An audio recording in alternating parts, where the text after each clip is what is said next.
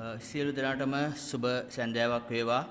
විශේෂයෙන්ම එක පැත්තකින් අරගලයක් කරනකොට අරගලකරුවන් අනිත් පැත්තේ අරගලයේ ඇතුලේ යම් විදියකට විවිධ කණ්ඩායම් ඉන්නකොට අරගලයේ ඇතුලෙන් ව්‍යවස්ථා සංශෝධනය ගැන පොදු එකඟතාවයකට එන්න බැරි වුණාම එයින් එළියේ අරගලයේ සිටින කණ්ඩායම්ම මේ වගේ සංවාදයක් කිරීම සහ ඒ සංවාදය හරහා අරගලයේ ඉන්න කණ්ඩායම් වල මතයේ අදහස ඔවුන් දරන එකඟතාවයන් ඔවුන්ගේ බලාපොරොත්තු ඔවුන්ගේ යෝජනා මේවා අරගලෙන් ඔබට ගිහිල්ලා ගෝල් ෆේස් එකකින් එළියට ඇවිල්ලා රජය මේ ව්‍යවස්ථා සංශෝධනය කරන දැන ගැනීම මම හිතන්නේ බොහොම වැදගත්.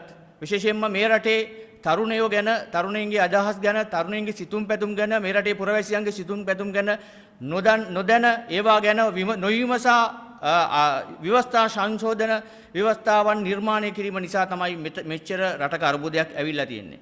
ඉතින් අද දවසේ මේ සංවාද මාලාවේ මේ ආරම්භයේදී ඇවිල්ලා ඉන්න සියලුම සංවිධාන සියලුම මේ අරගලකරුවන්ගේ කණ්ඩායම් එක්ක බොහොම සන්තෝෂයෙන් මම ඒට සහභාගී වෙනවා. විශේෂයෙන්ම අපේ රටේ ව්‍යවස්ථාව ගත්තාම මම පුංචි පිවිසීමක් ගන්නම්. 1947 අපි යටත් විජිතයක්ව ඉන්න කාලේ පාර්ලිමේන්තු ක්‍රමයේ සමග අපිට අලුත් ව්‍යවස්ථාවක් ලැබෙනවා. ඊට පස්සේ 72 දී අපිට බ්‍රිතාන්‍ය බැඳීම් වලින් මිදිච්ච අපේම කියවුණු ජනරද ව්‍යවස්ථාවලියක් ලැබෙනවා. 1978 දී ජනාධිපති ක්‍රමයට ගියා වූ ව්‍යවස්ථාවක් අපිට ලැබෙනවා. එතනදී තමයි විධායක ජනාධිපති ක්‍රමයක් අපිට ලැබෙන්නේ. ඒ විධායක ජනාධිපති ක්‍රමයත් එක්ක විවෘත ආර්ථිකයක පසුබිමක් එක්ක තමයි අපි මේ ව්‍යවස්ථාවත් එක්ක ගමන් කරන්නේ. ඊළඟට 2010 දී අපිට 18 වෙනි සංශෝධනය ලැබෙනවා. ඊළඟට 2015 දී අපිට 19 වෙනි සංශෝධනය ලැබෙනවා. 19 වෙනි සංශෝධනයේ යම් විදියකට සාධනීය ලක්ෂණ තියෙනවා රටක් විදියට මා පෞද්ගලිකව සිතන විදියට. ඊළඟට 2020 දී අපි 20 වෙනි සංශෝධනයට එනවා. මේ 20 වෙනි සංශෝධනය තමයි අද රට මේ ඉන්න තත්ත්වයට ඇදලා දාන්නේ කියලා මම පෞද්ගලිකව විශ්වාස කරනවා. සාමාන්‍යයෙන් ආණ්ඩුක්‍රම ව්‍යවස්ථාවක් කියන්නේ රටක් පාලනය කිරීම සඳහා ඒ රටේ ඉන්න පුරවැසියෝ ඇතුළු වගකීම් යුක්තන් විසින් ඒ රට වෙනුවෙන් හදාගන්න නීති රීති සමුදාය. එතකොට රට පාලනය කරන්න මේ හදපු නීතිය අනිකුත් සියලු නීති වලට වඩා උත්තරීතරයි. අනිකුත් සියලු නීති රීති රට ඇතුලේ තියෙන මේ නීතියට යටයි. ඊළඟට මේ හදපු නීතියට මේ රට ඇතුලේ ඉන්න සියලුම දෙනා ජනාධිපතිවරයා සිට පහත් පුංචිම පුරවැසියා දක්වා අනිත් සියලු දෙනාම මේ නීතියට යටයි. හැබැයි අපේ රට බලපුවම මම මේ කියන කාරණාවත් එක්ක අපේ රට බලපුවම මේ රට අනිකුත් සියලු මේ හදපු ව්‍යවස්ථාවල තියෙන නීති රීති අනිකුත් සියලු නීති රීති මේකට යටයි කිව්වට අපි දන්නවා පහුගිය කාලේ එක්කෙනෙක් කතා කරා I am the circular කියලා. ඔහු කතා කරනවා මේ චක්‍ර ලේඛනය මමයි කියන කාරණේ. එතකොට මේ රටේ ජනාධිපතිවරයා පවා සමහර අවස්ථාවලදී මේ රටේ සාම්ප්‍රදායිකව මේ රටේ නීති රීති පද්ධතිය තියෙන්න ඕන පිළිවෙතින් පිටපැනලා ඔහු නීතිය මමයි කියන තත්ත්වයටපත් වෙලා වෙන රටක් බවට පත් වෙලා තියෙනවා මේ රට. ඊළඟට මේ නීතියට ගරු කරන අය මේ ව්‍යවස්ථාව පැත්තක අපේ නීති පොතක් විදියට මේ ව්‍යවස්ථාව ලියවිල්ලක් විදියට තියද්දි ඒ ව්‍යවස්ථාවට පිටින් වැඩ කරපු අවස්ථා ගණනාවක් මේ රටේ ඕන තරම් අපිට හොයා ගන්න පුළුවන්.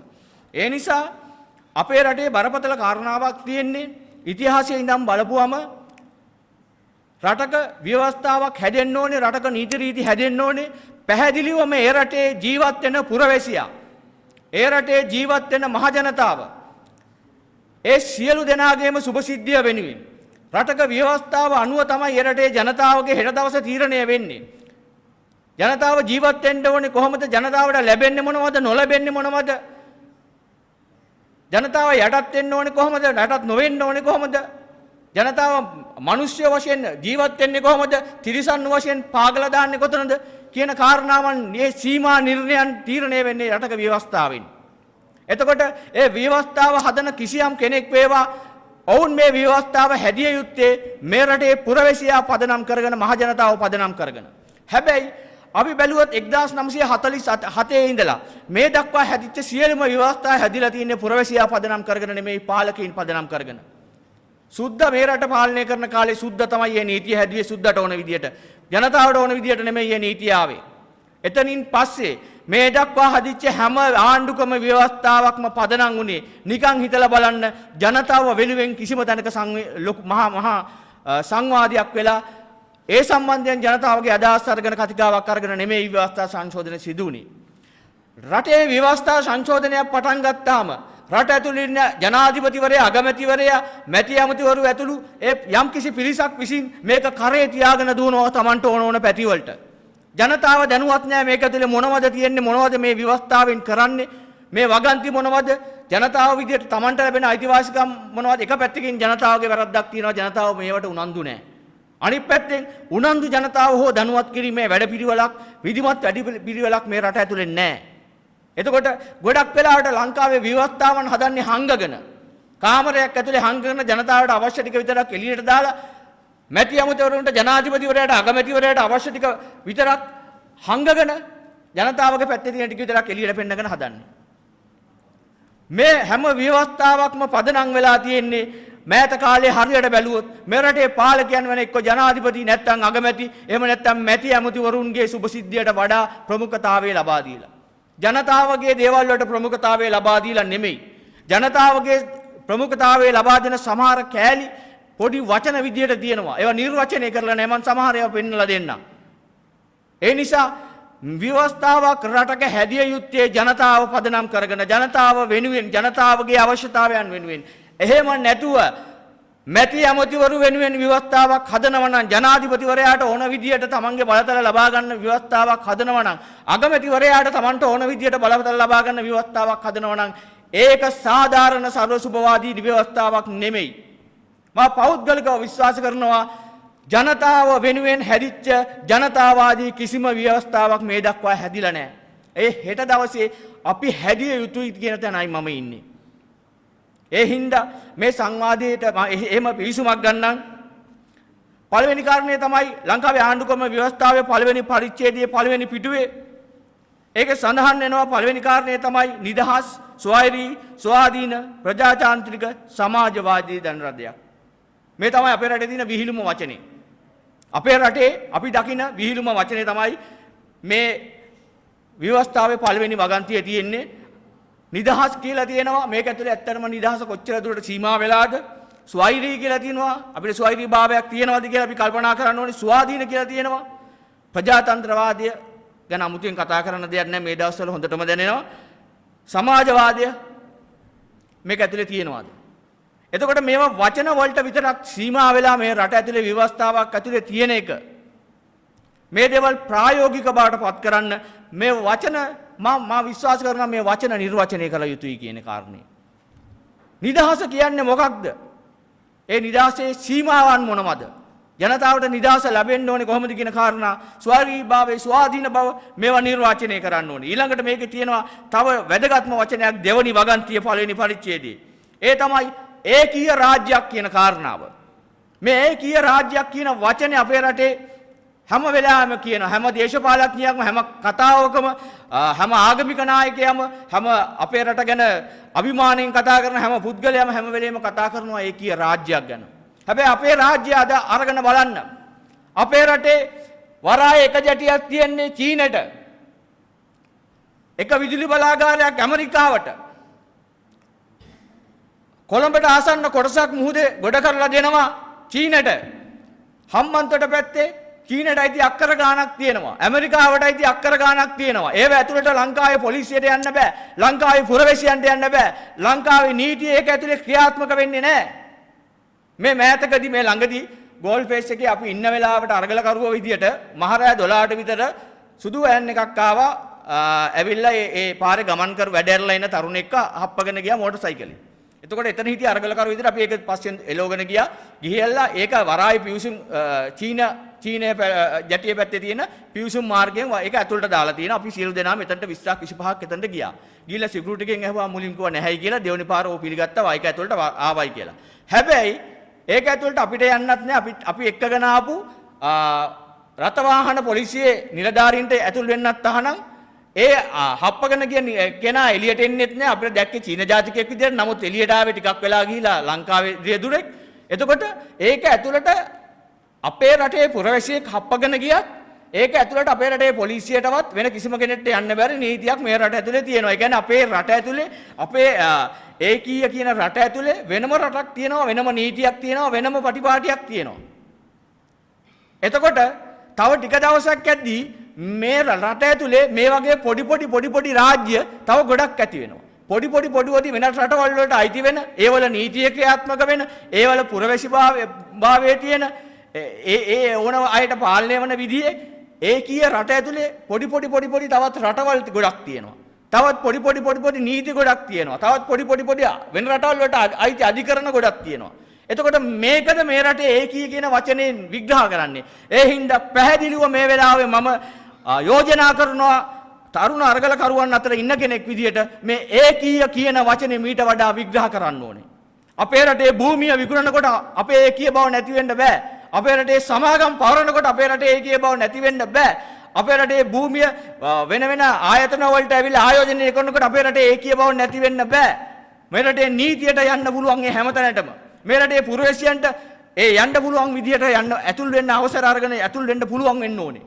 එහෙම නැතුව වෙන රටවල් වල ඉන්න මිනිස්සුන්ට Tamanට ඕන විදිහේ ප්‍රදේශ හදාගෙන මේ රටේ ඒකීය බව නැති කරලා වෙන රාජ්‍ය වල කොටස් මේ රට ඇතුළේ තියෙන්න බෑ. ඒ නිසා මේ ඒකීය කියන වචනේ නිකම් වචනයක් විතරක් නෙමෙයි මේක විග්‍රහ විය යුතුයි කියන එකයි මම යෝජනා කරන්නේ. ඊළඟ කාරණේ තමයි මේකේ තුන්වෙනි පරිච්ඡේදයේ වද හිංසා වලින් නිදහස කියන කොටසක් තියෙනවා. තුන්වෙනි පරිච්ඡේදයේ 11 වෙනි කොටස කිසිම තැනැත්තෙකු වද හිංසා වලට හෝ කූර අමානුෂික හෝ අවමන් සහගත සැලකිල්ලකට නැතහොත් දඬුවමට යටත් නොකළ යුත්තේය. අපේ රටේ මෙන්න මේ ව්‍යවස්ථාවේ මේ කැලල අමුම මේ කැඩෙනවා. ඊළඟට තියෙනවා නීතිය පසළදීම සහ ක්‍රියාත්මක කිරීමද නීතිය රැකවරණයද සර්ව සාධාරණ විය යුතුයි. පහුගිය කාලේ දැක්ක ලස්සනට ඒක. අරගලකරුවන්ට පහර දුන්නේ උන්ව හොයාගන්නත් නැහැ. හැබැයි අරගලකරුව බුරුතු පිටින් අත්අඩංගුවට ගන්නවා. ඒ අත්අඩංගුවට අරගෙනත් නැති චෝදනා දදා ඔවුන්ව බය කරමින් මර්ධනය කරමින් ඉන්න. අදටත් තාමත් ඒක තියෙනවා. අදත් 9 දෙනෙක් ගිහිල්ලා බාර වුණා. ඒ වගේ අනීතික විදියට චෝදනා දාන්න. එතකොට මේවා නිකන් වාක්‍ය විදියට පේලි විදියට මේවා ඇතුලේ තිබිලා වැඩක් නැහැ. මම කියන්නේ මේ වචන මේ වාක්‍ය මීට වඩා විග්‍රහ කරන්න ඕනේ. ඊළඟ කාරණේ තමයි අපි මේක ඇතුලේ සමහර දේවල් දානවා මෙහෙම විය යුතුයි මෙහෙම විය යුතුයි කියන කාරණා. හැබැයි ඒ දාන කාරණා කවුරුන් හෝ කඩකැලුවොත් මේක ඇතුළටම දාන්න ඕනේ ඔහුට දිය යුතු යම් විදියකට දඬුවමක් හෝ වෙනත් දෙයක්. ඒක දණ්ඩ නීති සංග්‍රහය අපරාධ නීති සංග්‍රහය ඇතුලේ නෙමෙයි. ඒකත් ව්‍යවස්ථාවටම ගේන්න ඕනේ කියන එකයි මගේ යෝජනා කරන්නේ. මොකද ඒ ලබාදී මේ ව්‍යවස්ථාව කඩ කරන සමහර රාජ්‍ය නිලධාරීන් සහ රජයේ ලොකු මැති ඇමතිවරුන්ට මේ ව්‍යවස්ථාව ඇතුළේම දඬුවම් තිබිය යුතුයි. එතකොට තමයි ඒක යම් විදියකට පරමාධිපත්‍යයට වැදගත් වෙන්නේ කියන කාරණාව තමයි මම විශ්වාස කරන්නේ. ඊළඟට 6 වෙනි පිටුවේ 3 වෙනි පරිච්ඡේදයේ තියෙනවා භාෂණයේ නිදහස ප්‍රකාශනයේ ඇතුළු අදහස් පළ කිරීමේ නිදහස. අපිට ඒක කොච්චර දුරට තියෙනවද කියන එක මම අමුතුවෙන් කියන්න ඕනේ නෑ. පහුගිය ටිකේ අපේ කී දෙනෙක්ව අත්අඩංගුවට ගත්තද? කෙටි කතා ලියපු, කවි ලියපු, නවකතා ලියපු වගේ ඒවටත් අත්අඩංගුවට ගත්තා. මොන විදිහේ හරි අපි යම් විද්‍යාවක් ප්‍රකාශ කරනකොට පුරවැසියෝ විදිහට තමන්ගේ නිදහස යටතේ මේ නිදහස යටතේ අපි කතා කරනකොට Facebook වල අපේ අදහස් ලියනකොට සමාජ මාධ්‍ය ඇතුලේ අපි අපේ අදහස් අපේ විවේචන ප්‍රකාශයටපත් කරනකොට කී දෙනෙක්ව පොලිසියෙන් ඇවිල්ලා අත්අඩංගුවට අරගෙන ගිහිල්ලා ප්‍රශ්න කරනවාද? රාජ්‍ය ආයතනවල රාජ්‍ය මාධ්‍ය ඇතුලේ කී දෙනෙක්ගේ ජොබ් එක නැති වුණාද? මෙන්න මේ විදිහට තමන්ගේ ව්‍යවස්ථාවෙන් ලබා දෙන අයිතිය වෙනුවෙන්. එතකොට මම යෝජනා කරනවා මේකේ තියෙනවා වගේම එක රාජ්‍ය ආයතනවලත් මෙන්න මේක අනිවාර්යෙන් තිබිය යුතුයි. මේ විදිහට තමන්ගේ ස්වාධීන අදහස් පවතින රජයට හෝ ඕනම කෙනෙකුට විරුද්ධව තමන්ගේ ස්වාධීන අදහස මතය ප්‍රකාශ කරන ලියන කවියක් ගීතයක් මොනම හරි ඔවුන්ට අත්අඩංගුවට ගැනීමට නොහැකි වෙනසේ මේක තවදුරටත් පුළුල් විය යුතුයි කියන කාරණේ. මේක මදි කියන එකයි මගේ අදහස. ඊළඟට සාමකාමීව ඒකේ ආයන්න කොටසේ තියෙනවා සාමකාමීව රැස්වීමේ නිදහස. සමාගමේ නිදහස. වෘත්තීය සමිති පිටුවීමේ හා වෘත්තීය සමිතිවල බැඳීමේ නිදහස. ඊළඟට සමන්ගේ සංස්කෘතිය භුක්ති විඳීමේ වැඩි දියුණු කිරීමේ නිදහස. දැන් මේ වගේ මේකේ ගොඩාක් තියෙනවා. විරෝධතා දක්වන්න, පිකටින් කරන්න නිදහස. දැන් මේ කොටස තුන්වෙනි පරිච්ඡේදයේ සම්පූර්ණයෙන්ම 14 වෙනි වගන්තිය යටතේ මේ රටේ ජනතාවට ලැබිය යුතු මූලික නිදහස් වර්ග ගොඩක් තියෙනවා. නමුත් ගැටලුව තියෙන්නේ අපේ රට ඇතුලේ මේක අමුමේ කඩ වෙනවා, මේ ජනතාවට මේක භුක්ති විඳින්න ලැබෙන්නේ නැහැ. පහුගිය කාලේ ඒක අති දැවැන්ත විදියට සිද්ධ වුණා. එතකොට මේ ව්‍යවස්ථාව ඇතුලේම යම් කොටසක් තියෙන්න ඕනේ. එහෙම කඩ කරන අයට විරුද්ධවත් යම් විදියකට පුරවැසියන්ට යමක් කරන්න පුළුවන්කම තියෙන්න ඕනේ කියන කාරණා. එහෙම නැත්නම් හැමදාම අත්අඩංගුවට ගන්නවා, කටවහගෙන ඉන්නවා, ගිහිල්ලා සමහරලාට මූලික මිනිස් අයිතිවාසිකම් යටතේ මානව හිමිකම් හරි කොහෙට හරි නඩුවක් දානවා, ඒකත් හරියට විභාග වෙන්නේ නැහැ. ඉතින් හැමදාම මේ මිනිස්සු මේ යටතේ කිසිම හොයා බැලීමක් නැතුව අත්අඩංගුවට ගන්නවා, පීඩාවටපත් කරනවා. ඒ හින්දා මේ ව්‍යවස්ථාවේ සමහර වගන්ති මීට වඩා විග්‍රහ විය යුතුයි. මීට වඩා පුළුල් ලෙස මේ අර්ථ දැක්විය යුතුයි කියන කාරණේ මම ඉන්නවා. එතකොට එහෙම නැතුව නිකම්ම එක ලයින් එකක් දාලා ඒ ලයින් එක නීතිඥයාට ඕන විදිහට එහාට මෙහාට හරවන්න පුළුවන් වුණොත් ඒක වැඩක් නැති එකක් තමයි මම හිතන්නේ. ඊළඟට 4 වෙනි පරිච්ඡේදයේ 11 වෙනි පිටුවේ තියෙනවා 18. ඒ තමයි භාෂාව සම්බන්ධයෙන්. එතකොට භාෂාව සම්බන්ධයෙන් අති එක දිගට විග්‍රහ කරනවා පුළුල් ලෙස. එතනදී මම යෝජනා කරනවා මේකට ඇතුල් විය යුතුයි සෑම පුරවැසියෙකුම රටේ ඇතුළේ තියෙන භාෂා ත්‍රිත්වයම ඉගෙනීම අනිවාර්ය කළ යුතුයි කියන. ඒක සෑම ආයතනයකම ඒක අනිවාර්ය කළ යුතුයි, ඉගෙනීම අනිවාර්ය කළ යුතුයි කියන කාරණේ. එහෙම නැති වුණොත් සිංහල, දෙමළ, මුස්ලිම් අපි සියලු දෙනාම මේ තියෙන දුරස්ථභාවයේ බෙදීම ඇති වෙන්න පළවෙනි කාරණේ අපේ භාෂාව, ඊළඟට සංස්කෘතිය, ඊළඟට ආගම. එතකොට මේ තුන නැති කරන්න නම් ව්‍යවස්ථාවෙන් අපි මේ තුන ලං වෙන දේවල් මේක ඇතුලේ තියෙන්න ඕනේ. එහෙම නැති වුණොත් එන්නේ අපි තවත් අපි දුරස් වෙනවා සහ අපිව දුරස් කරන දේශපාලඥයින් ඒක වැරදි විදිහට භාවිතා කරනවා. ඊළඟට ව්‍යවස්ථාවේ 27 වෙනි වගන්තියේ 4 වෙනි පරිච්ඡේදයේ ඈ යටතේ තියෙනවා ප්‍රමාණවත් ආහාර, ඇඳුම් පැළඳුම් සහ නිවාස පහසුවද ජීවන තත්ත්වයේ නිරන්තර වර්ධනයේද විවේකයේ හා සමාජීය සංස්කෘතික ඉඩ ප්‍රස්තාවද මේ වගේ දේවල් පුරවැසියෙක්ට ලැබිය යුතුයි කියලා දීර්ඝ විස්තරයක් තියෙනවා. එතකොට අපේ රට ගත්තාම අපේ රටේ තියෙනවා පාරිභෝගිකයින්ට අයිතියක් ලබා දෙන්න. ඊළඟට අපේ රටේ තියෙනවා ආනයන අපනයන නීති. නමුත් ප්‍රමිතිකරණ නීති තියෙනවා.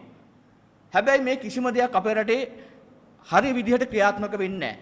මේ ව්‍යවස්ථාවේ මේ වගන්තිය තවත් විග්‍රහ කරලා මේක යටතේ තවදුරටත් මේ පුරවැසියාගේ ආහාර, බීම, කෑම බීම, ඇඳුම් පැළඳුම් ගැන මීට වඩා පුරවැසියාව ආරක්ෂා කරන විදිහට මේක විග්‍රහ කළ යුතුයි කියලා මම විශ්වාස කරනවා. විශේෂයෙන්ම අපේ රටට ආනයනය කරන ආහාර අති විශාල ප්‍රමාණයක් තියෙනවා සෞඛ්‍ය තත්ත්වයට සුදුසු නැති ඒවා. අපි දැක්ක පහුගිය කාලේ අපේ ප්‍රමිතිකරණ ආයතනවල ඒවා තත්ත්ව පරීක්ෂණ කරනකොට එතනත් අල්ලස් අරගෙන අද අපේ රටේ පිළිකා හදාගත්ත රෝගීන්, වෙනත් රෝග හදාගත්ත රෝගීන් අති විශාල ප්‍රමාණයක් වැඩි වෙන්නේ මෙන්න මේ පුරවැසියන්ට අවශ්‍ය වෙන විදිහේ සුදුසු සෞඛ්‍ය තත්ත්වයක් ඇති ආහාර පාන හා අනිකුත් දේවල් නොලැබීම හේතුවෙන්. ඒ හින්දා පාරිභෝගික අධිකාරියේ ඒ පාරිභෝගික පනතේ තියෙන දේවල් වලට අමතරව මේ ව්‍යවස්ථාවටත් මේක දැඩි ලෙස ඇතුළත් විය යුතුයි. ආහාර අපනයනය ආනයනය කිරීම සම්බන්ධයෙන් යම් කිසි කොටසක්. මොකද මේවා පොඩි වගන්ති දැම්මට මේ වගන්ති කඩන එක මේ ජාවා ආරංකාරයන්ට සහ මේ මැටි ඇමතිවරුන්ට මහ ලොකු දෙයක් නෙමෙයි. ඒ හින්දා මගේ යෝජනාව තමයි මේ පුරවැසිය ආරක්ෂා කරන්න තියෙන සමහර වගන්ති මීට වැඩිය පුළුල් වෙන්න ඕනේ, විග්‍රහ වෙන්න ඕනේ. යම් විදියකට ඒවා උල්ලංඝනය වුණොත් මොනවාද ඒ වෙනුවෙන් පුරවැසියාට ගන්න පුළුවන් නීතිමය ක්‍රියාමාර්ග කියලා ව්‍යවස්ථාවෙම ඇතුළත් විය යුතුයි කියන කාරණාව. ඒක අපරාධ හෝ වෙනත් පාරිභෝගික හෝ වෙනත් පනත් වලට ගේනවට වඩා ඒක මෙතනටම ගෙනාවා නම් මම හිතන්නේ ඊට වඩා ප්‍රබල වෙනවා කියන කාරණේ මම විශ්වාස කරනවා. ඊළඟට 27 වෙනි වගන්තියේ 20 වෙනි පිටුවේ තියෙනවා ජාතිය සමගිය පෝෂණය කිරීම. ජාතික සමගිය පෝෂණය කිරීම කියලා ගත්තාම අපි දන්නවා මේ ජාතික සමගිය කියන එකට කෙලෙව්වෙම කවුද කියලා අපි දන්නවා. මේ රජයන් ඔක්කොම ආවෙම ජාතික සමගියට කෙලවලා මේ ව්‍යවස්ථාවේ මේ තියෙන කොටස මේ කුඩු කරලා දාලා මේ විවස්ථාව අමුම මේ උල්ලංඝනය කරලා තමයි ජාතීන් බෙදලා ආගම් බෙදලා අපි අතර මේ தත්ත්වය ඇති කරලා තියෙන්නේ. එතකොට මේ විවස්ථාවේ මේවා මම අර මුලින් කිව්වා වගේ නිකන් තියලා වැඩක් නැහැ. මේවා මීට වැඩිය විග්‍රහ කළ යුතුයි. ඊළඟට මේකේ තියෙනවා පොදු දේපොළ සුරක්ෂිත කොට ආරක්ෂා කළ පොදු දේපොළ අයථා පරිහරණය අයථා පරිදි ප්‍රයෝජන ගැනීම හා නාස්ති කිරීමට එරෙහිව ක්‍රියාමාර්ග ගැනීම. දැන් මෙහෙම වගන්ති තිබුණාට මේවා සම්බන්ධයෙන් අපේ රටේ ක්‍රියාමාර්ග ගන්න ගියහම බරපතල අභියෝග ගණනාවකට අපි මුහුණ දෙනවා. මොකද අපේ රටේ මේ පොදු දේපොළ වැඩි පිටියට පාලනය කරන්නෙම රාජ්‍ය තන්ත්‍රයේ ඉන්න පුද්ගලයින්. එතකොට එවැනි පුද්ගලයින්ට විරුද්ධව මීට වඩා මේ ව්‍යවස්ථාවේ මේක විස්තරාත්මකව ජනතාවගේ පැත්තෙන් බලලා තියෙන්න ඕනේ කියන එකයි මම විස්තර කරන්නේ. ඊළඟට මේකේ 7 වෙනි පරිච්ඡේදයේ 24 වෙනි පිටුවේ තියෙනවා 34 වෙනි කොටස ජනාධිපතිවරයා සම්බන්ධයෙන් ජනාධිපතිවරයා වරදකරුවන්ට සමාව දීම. අපි දන්නවා පෞද්ගලික කාලේ හිටපු ජනාධිපති සිරිසේන කොහොමද ජනාධිපති සමාව දීලා හිමීට මාරුනේ කියලා. මේ ජනාධිපතිවරයා කොහොමද ජනාධිපති සමාව දුන්නේ කියන කාරණේ. එතකොට මේ ජනාධිපතිවරයා විසින් අපරාධකරුවන්ට සමාව දීම සම්බන්ධයෙන් ව්‍යවස්ථාව ඇතුලේ තියෙන වගන්ති මීට වැඩිය වෙනස් විය යුතුයි. ඒක කතා බහට ලක් විය යුතුයි කියන කාරණය මම විශ්වාස කරනවා.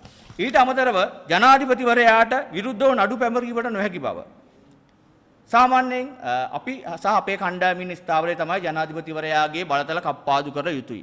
ජනාධිපතිවරයා පාර්ලිමේන්තුවට වගකිය යුතුයි. ජනාධිපතිවරයාව අධිකරණයක් හමුවට ගෙනීමට හැකිය විය යුතුයි. මොකද රටක ජනාධිපතිවරයෙක් වුණත් පිස්සු කෙලිනවා නම්, රටක ජනාධිපතිවරයෙක් වුණත් මිනී මරනවා නම්, රටක ජනාධිපතිවරයෙක් වුණත් රටේ දේපොළ හොරකම් කරනවා නම්, රටේ සාමාන්‍ය පුරවැසියාට බලපාන නීතිය උහුටත් බලපාන්න ඕනේ. යම් විදියකට ජනාධිපති හින්දා යම් විශේෂත්වයක් දුන්නාට කමක් නැහැ. නමුත් ජනාධිපතිවරයාට කිසි දෙයක් අත තියන්න බැහැ කියන தත්ත්වයට ඒම අපි අනුමත කරන්නේ. ඒ හින්දා ජනාධිපතිවරයාගේ බලතල දැඩි ලෙස කප්පාදු කරලා ඔහු පාර්ලිමේන්තුවට අධිකරණයට වගකින කෙනෙක් බවට පත් විය යුතුයි කියන කාරණාව අපි විශ්වාස කරනවා. ඊළඟට මේකේ තියෙන එක තැනක 31 වෙනි පිටුවේ ව්‍යවස්ථාවේ රාජද්‍රෝහීෙක් වීමේ වරද අල්ලස් ලබා ගැනීම සම්බන්ධයෙන් වරද ජනාධිපතිවරයෙක්ට චේතනාන්විතව ආණ්ඩුක්‍රම ව්‍යවස්ථාව උල්ලංඝනය කිරීමේ වරද. පෞද්ගලික කාලේ මේ ජනාධිපතිවරු කරපු දේවල් දැක්කම මේවා අමුමම කඩලා තින්නේ. වෙන රටවල් වල පුරවැසිභාවයේ තියාගෙන ඒවට ඕන විදිහට මේ රටේ හැසිරිච්ච ජනාධිපතිවරු ඉන්නවා. මේ වර්තමාන ජනාධිපතිවරයා. ඇමතිවරු ඉන්නවා. ද්විත්ව පුරවැසිභාවයේ තියාගෙන. එතකොට මෙවැනි ඒවා අපේ ව්‍යවස්ථාව ඇතුලේ නිකන් වගන්ති වලට විතරක් සීමා වෙලා තියෙනවට වඩා මේවා තව පුළුල් ලෙස විග්‍රහ විය යුතුයි. මේවාට විරුද්ධව පුළුල් ලෙස ජනතාවට යම් විදියකට නීතිය ඉදිරියට යාමට හැකියාව තිබිය යුතුයි කියලා විශ්වාස කරනවා. ඊට අමතරව ස්වාධීන කොමිෂන් සභාව මං හිතනවා මේ ජනාධිපතිවරයා කෙලගත්තෙම මේ ජනාධිපතිවරයා නාගත්තෙම පළවෙනි දේ තමයි 19 වෙනි සංශෝධනයේ ඇතුළේ තිබිච්ච ස්වාධීන කොමිෂන් සභා ටිකට කෙලවපු හින්දා ජනාධිපතිතුමාට කෙලුණායි කියලා. ජනාධිපතිතුමා මෙච්චර මේ ආර්ථිකයේ කඩාවට්ට ගන්නෙ නැහැ. මෙච්චර මේ තමන්ගේ දේශපාලන ස්ථාවරයේ කඩාවට්ට ගන්නෙ නැහැ. සෞඛ්‍ය අනිකුත් සියලු අංශ මේ විදියට කඩා වැටෙන්නේ නැහැ. පැහැදිලි ලෙසම මේ ස්වාධීන කොමිෂන් සභා ටික තිබුණා නම්. හැබැයි ජනාධිපතිවරයා මේ ස්වාධීන කොමිෂන් සභා ටික අයින් කළා.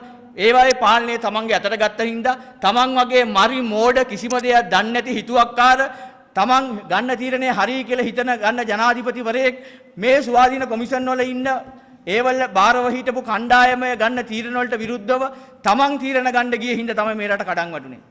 මේ ස්වාධීන කොමිෂන් ටික හරි විදියට තිබුණා නම් මේ රාජ්‍ය අංශයේ හරි විදියට පරිපාලනයක් තිබුණා නම් මේ ජනාධිපතිවරයා Taman දන්න එකටයි නොදන්න එකට හැම මල රෙද්දටම ඇඟිලි ගහන්නේ නැතුව Taman ජනාධිපතිවරයෙක් විදියට අනිත් අයට ඒ ක්‍රමවේදය හරියට කරගන්න ඉඩ දුන්නා නම් අද මේ රට වැටෙන්නේ නැහැ. ජනාධිපතිවරයා කෙලගත්ත පළවෙනි තැන තමයි මේ ස්වාධීන කොමිෂන් සභාව අවශ්‍ය කරපු එක. ඒකේ විනීතභාවය නැති වුණා, දූෂණය නැති වුණා, දූෂණය කියන එක වැඩි වුණා. අනිත් එක මේ ස්වාධීන කොමිෂන් සභාව ඔහු නැති කරේම ඔහුගේ පවුලේ අයට අවශ්‍ය කාරණා ටික දෙන්න. ඊළඟට මැතිවරණ කොමිසම වගේ කොමිෂන් සභාවක් නැවත ස්වාධීන කරලා අපි යෝජනා කරනවා. එකක් තමයි මැතිවරණයේදී රජයේ අපි හැමදාම දකින දේ රාජ්‍ය දේපොළ අවභාවිතා කරලා පරිහරණය කරනවා. රාජ්‍ය දේපොළ අවභාවිතා කරලා පරිහරණය කරනවා. ඊළඟට වත්කම් ප්‍රකාශ එලි දක්වන්නේ නැහැ. වත්කම් ප්‍රකාශ එලි දැක්වීම අනිවාර්ය කරන්න ඕනේ. මැතිවරණයකදී තරණක කරන ඕනෑම කෙනෙකුට තමන්ගේ වත්කම් ප්‍රකාශ අනිවාර්ය කරන්න ඕනේ. එහෙම නැති වුණොත් ඔහු දරන තේරීපත් වෙන മന്ത്രിකම අවශ්‍ය වෙන තැනට ගේන්න ඕනේ. ඊළඟට පක්ෂවල ඇතුලේ තියෙන වත්කම් සම්බන්ධ විගණනයක් ගේන්න ඕනේ මැතිවරණ වලට වියදම් කරන්නේ කොහොමද කියන එක. සුදුසු අපේක්ෂකයෙක් ගේන්න යම් විදියකට ක්‍රමවේදයක් මේ මැතිවරණ කොමිෂන් සභාව ඇතුලේ තියෙන්න ඕනේ. ඊළඟට රාජ්‍ය සේවා කොමිෂන් සභාව මීට වඩා බල ගන්නවන්න ඕනේ. අපේ රටේ රජයේ නිලධාරීන් අති බහුතරයක් මේ වන විට මේ රටට කරන්න ඕනේ සේවය වෙනුවට මේ රටට අකටයුතුකම් කරමින් ඉන්නේ. ඒ හින්දා රාජ්‍ය නිලධාරීන් සමහර නිලධාරීන් ඉන්නවා ඊටමත් හොඳින් මේ රට ගොඩනගමින් ඉන්නවා. හැබැයි අති බහුතරයක් මේ දේශපාලඥයන් හෙන්චයියන්ව දාපු ඒවා කිසිම සුදුසුකමක් නැතුව රාජ්‍ය සේවය අද වන විට පරිහානියට ලක් වෙලා තියෙනවා. ඒ හින්දා රාජ්‍ය සේවය මීට වඩා තැනකට ගේන්න ඕනේ. වැඩ කරන නිලධාරීන්ට අවශ්‍ය කරන ඒ ලබා දෙන්න ඕනේ වරප්‍රසාද ලබා දෙන්න ඕනේ. වැඩ කරන්නේ නැති දූෂණය කරන අල්ලස් ගන්න නිලධාරීන්ට යම් විදියක දඬුවම් කරන ක්‍රමවේදයක් ගේන්න ඕනේ. ඊළඟට ජාතික පොලිස් කොමිසම අපි දැක්කා පොලිස්පතිවරයාම කියනවා කොහොමද පොලිසිය පත්වීම් ලබා දීලා තියෙන කියලා. ඒ හින්දා අද මේ පොලිසිය ක්‍රියාත්මක කරන විදියට මේ ස්වාධීන කොමිෂන් නැතිවීම එක්තරා විදියකට බලපානවා. ඊළඟට විගණනයේ නැතිවීම විගණන සේවා කොමිෂන් සභාව නැතිවීම අද රටේ දූෂණ වැඩි වෙලා මේ රටේ සල්ලි ගසා කාලා මහජන මුදල් හොරා කන්න තැනට මේ රට පත් කරලා ඒ දොර ඇරියේ මේ විගණනයේ නැතිවීම නිසා. ඒ හින්දා අනිවාර්යයෙන්ම මේ රටේ විගණනය කියන එක අනිවාර්යයෙන්ම ඇතුල් කිරීම සඳහා මේ විගණන ස්වාධීන විගණන කොමිසම ඇති විය යුතුයි. ඊළඟට මානව හිමිකම් කොමිසම. මානව හිමිකම් කොමිසම නමට විතරක් තියෙනවා. කවුරු හරි ගිහිල්ලා ඒ සම්බන්ධයෙන් පැමිණිල්ලක් කළොත් එතනින් පොඩි දෙයක් කරනවා. ඒ අරින්න මේ රටේ මානව හිමිකම් සම්බන්ධ කඩා වැටෙන දේවල් සම්බන්ධයෙන් ලොකු මැදහත් වීමක් කරන්න මානව හිමිකම් කොමිසමට හැකියාවක් නැහැ. මොකද ඒවා දේශපාලන මැදහත් වීමට. ඊළඟට අල්ලාසෝ දූෂණ විමසන කොමිසම සභාව. ඒ ගැන කතා කරලම වැඩක් නැහැ. ඉතින් මම හිතන්නේ කාලයේ සම්බන්ධයෙන් මම ඉතා ඉක්මනින් යනවා. ඊළඟට අධිකරණයේ ස්වාධීන වෙන්න අධිකරණ සේවා කොමිෂන් සභාව. මේ කොමිෂන් සභාව ටික බල ගන්නන්න අවශ්‍යයි කියන එක මම ඉන්නවා. ඊළඟට අවසාන වශයෙන් මම කතා කරන්නේ ව්‍යවස්ථා සභාව.